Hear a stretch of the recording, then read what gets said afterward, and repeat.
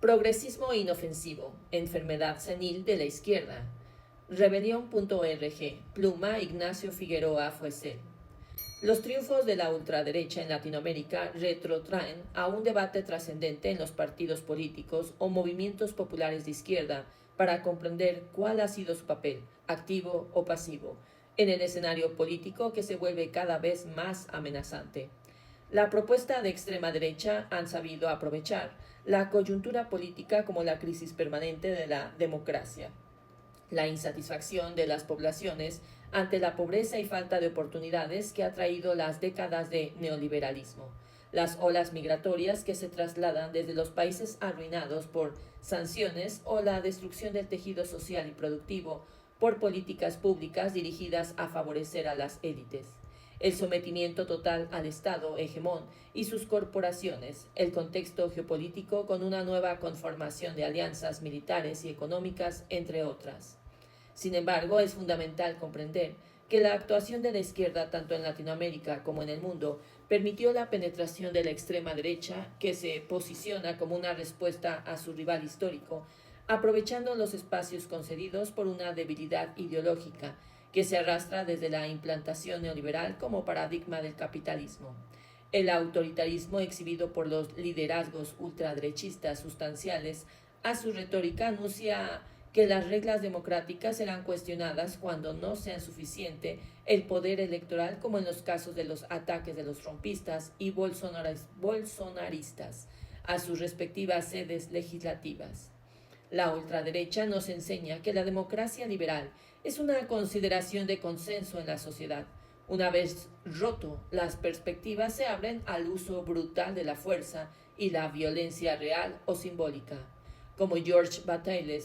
señaló en su libro La estructura psicológica del fascismo, la acción fascista heterogénea pertenece al conjunto de formas superiores, apela a los sentimientos tradicionalmente definidos como elevados y nobles y tiende a constituir la autoridad como un principio incondicional, situado por encima de todo juicio utilitario.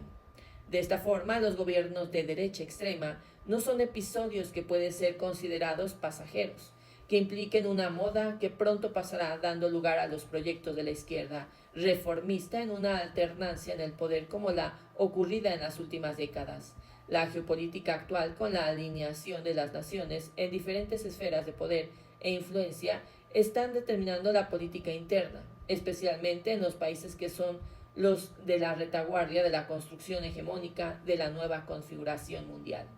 En 1920 apareció la obra de Vladimir Ilich Lenin, La enfermedad infantil del izquierdismo en el comunismo. En esta, el líder bolchevique fustigó a la izquierda de los comunistas por restarse de la vida política de las naciones en las acciones parlamentarias o en los sindicatos, en un purismo ideológico que destruía cualquier consideración táctica. La idea que Lenin era la participación de los partidos en todos los aspectos políticos y sociales de las naciones, no abandonar al proletariado dejándolo en las manos de los partidos de la burguesía.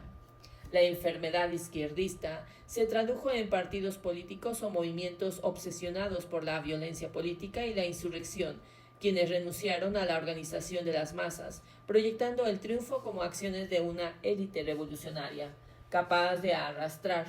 tras de sí al grueso del movimiento popular, pero débil en representación política e ideológica. La separación de las masas imponía un poder vertical por sobre la comprensión del fenómeno de la conciencia de clases, el trabajo cotidiano de generar confianza y representación, un partido dirigente pero a la vez parte del mundo popular.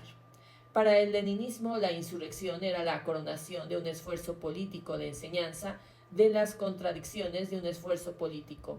del capitalismo y la construcción de la certidumbre de que los obreros y campesinos podían hacer la diferencia en la creación de una sociedad igualitaria. La insurrección se convertía de facto en mayoría democrática del pueblo, movilizando gracias a la unión entre el partido y el pueblo. Derrotada la izquierda de corte insurreccional, tras la desintegración de la Unión de la República Socialista Soviética, quienes mantuvieron las ideas leninistas de partido y toman el poder quedaron en una amplia minoría. mientras que la mayoría de los partidos y militantes buscaron aferrarse a nuevas formas de subsistencia para lograr, o aunque sea morigerar, los efectos perversos del capitalismo, más aún en su variable extrema de neoliberalismo. No obstante, la fase capitalista neoliberal necesitaba de dos condiciones políticas electorales suficientes para la construcción de una democracia liberal que permitiera legitimidad con apertura económica. Primero, que el neoliberalismo pasase de una condición ideológica extrema que chocaba con las expectativas de la masa de los ciudadanos, donde se había arraigado la idea de que el Estado debiese ser garante de los derechos sociales de la mayoría. En los países latinoamericanos esta condición se dio con la terapia de shock de las dictaduras militares. Segundo, una vez aceptada la doctrina neoliberal como posible y querible, la aceptación de esta por los partidos de izquierda reformistas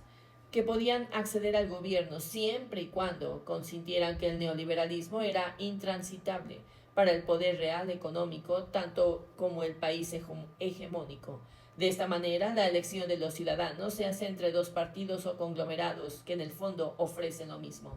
La izquierda, con la identidad ideológica extraviada, necesitó de nuevos principios y eslóganes para diferenciarse en una realidad que igualaba a todos los ofertantes electorales y que en el plano económico no existían diferencias sustanciales. Se buscó la representación de las minorías raciales, étnicas, sexuales, despectivamente llamados woke, como centro de la acción partidaria, simbólica como garantes de las libertades individuales en la igualdad republicana.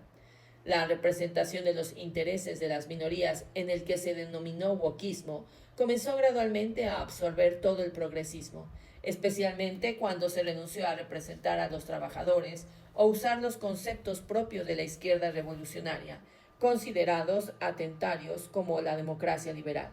El progresismo quedó sumido en una política continuista e inofensiva para el poder económico real. Más aún, sirvió de modelo para que la ultraderecha los denunciara como intolerantes o divisores. Desde la propia izquierda radical, el progresismo ha sido duramente criticado por su postura identitaria. La falta de un compromiso real para la transformación profunda, la complicidad en mantener el paradigma neoliberal, la intolerancia a la crítica o la resistencia a aupar las movilizaciones populares.